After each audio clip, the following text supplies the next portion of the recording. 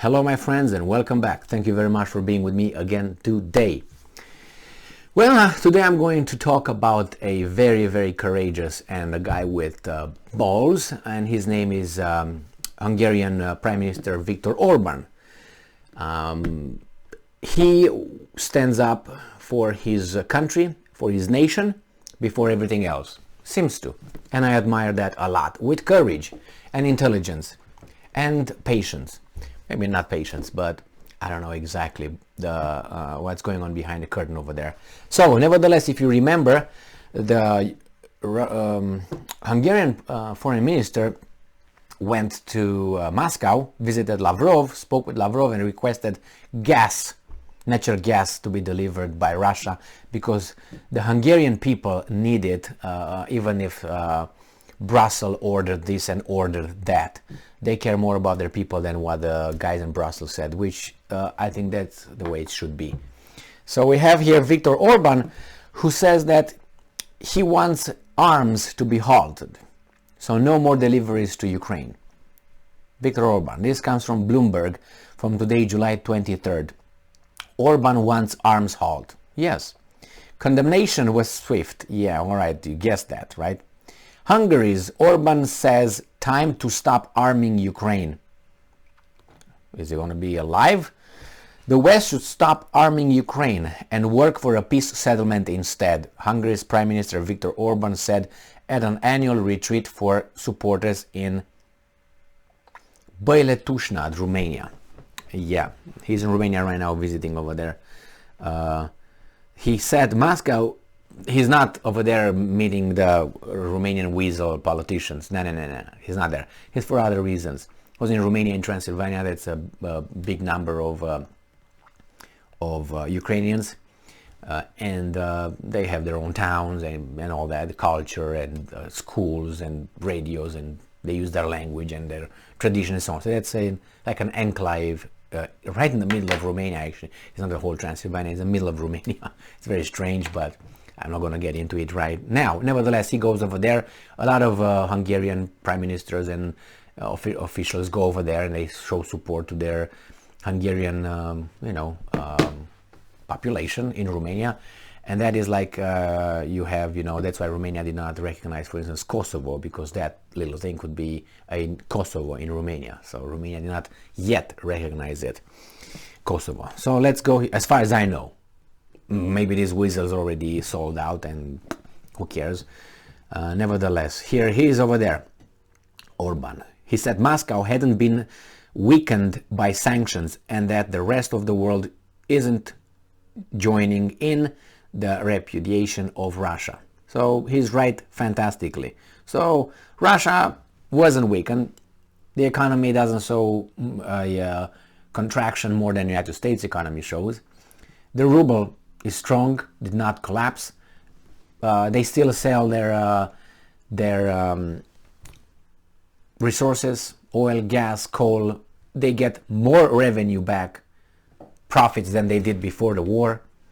They have Europe by the balls, by the little klingly, because they turn off the gas. These guys are dying. They made it on their own with the sanctions. So they sanctioned themselves. Militarily, they occupied more than I think they claimed, or at least they are where they said they will be. I don't know the timeline. I don't know if they're late. I don't know if they're early. I don't know if they're on time. The fact is, they are in Ukraine and whatever. I don't want to say Ukraine, because if I say Ukraine, it seems like they're occupying something that they claim is theirs, nevertheless. So, the will of the people. But let's go to the Hungarian Prime Minister. Orban directly blamed the arrival of Western long-range artillery shipments for Russia. Foreign Minister Sergei Lavrov's recent remark about annexation more Ukrainian territory, emphasizing the need to understand the Russian position of requiring security. Yes, that's exactly what this guy says. Guys, you bring longer range missiles, we're going to create a buffer zone. So we're going to push further west until you can't reach our territory with your missiles. You make it 1,000 miles, we're going to make it 1,000 miles from our border. I'm just exaggerating. He didn't say that. But let's say with Orban.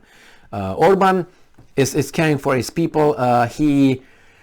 His country said that they will not allow weapons to transfer to cross their territory towards Ukraine. They border Ukraine. So yesterday, I think, or 2 days ago, it was an article saying that actually Hungary will allow certain kind of weapons to transit their country. Now this guy says, well, that must stop the escalation. Of course, I spoke with some Romanians from Romania, and they said that Orban is seen as here, because they do the same job, I guess, as seen as Putin's buddy, which might be, but however you want, it's like Erdogan. Erdogan could be considered Putin's buddy. But the thing is like this, facts. Did he do anything that what did he do? The same with Orban. What did he do? Oh, he didn't jump on the bandwagon with the rest of the world, right? And say, wait, why should I shoot myself in the foot and my people? And for whom? For Ukraine. What do I have with Ukraine? What do I have with Russia? I'm not pro, I'm not con with either of them, right? Well, those guys have a scuffle. Why should I intervene? In the name of the good? But who's good? The guys who tell me to intervene and shoot myself in the foot say that I should intervene and help those guys in the name of the good? But are you good? No. What are you talking about? So you see where it's coming? So if you figure out that it's just a blame game here, in the world I'm talking, like, oh, if you don't do this, you're not good enough, but you're not good either. So what are you talking about? You try to put me down so I can do what you want me to do. Why don't you do what I want you to do? What I want you to do, yeah. Why not? Why is it you telling me that I'm a bad dude instead of me saying you are the bad dude? Because you are and I am. There we all have problems. Well, it's true that two wrongs don't make a right, right? I agree with that. But you continue? I mean, this guy said sanctions don't affect Russia, as they said, but affect us. So that's stupid. First, illogical, and he's right. Second, the Russians are not losing. You send more, they're gonna up. Do you think that they can't? This is the propaganda here. The Russians are really at the end of the string. They have no more weapons, no more people to fight. People don't want to fight. People are deserting. People are doing this and so on. Some are doing, like in any army, including the Ukrainian, obviously. You can't just say, oh no, none of them desert, all of them, and they have more people. What, they more or something? How do they have more people? But the other ones are not having more people. Because the Russians are weak. Basically, they go with such explanations that you know these guys treat us like children. Like we are teenagers, 13-year-old boys and girls. That's how they treat us. And I refuse to accept their little euphemisms and spinnings and all that. That's why I'm doing this, among others. And you guys being with me tells me that you're on the same side of the truth, or at least showing the other side of the story. Make it complete. Analyzing situations. We don't take everything all the time right. We made mistakes. We accept our mistakes.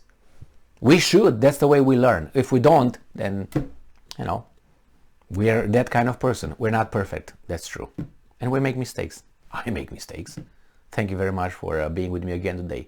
Stay strong, stay smart, look for the truth, and be just.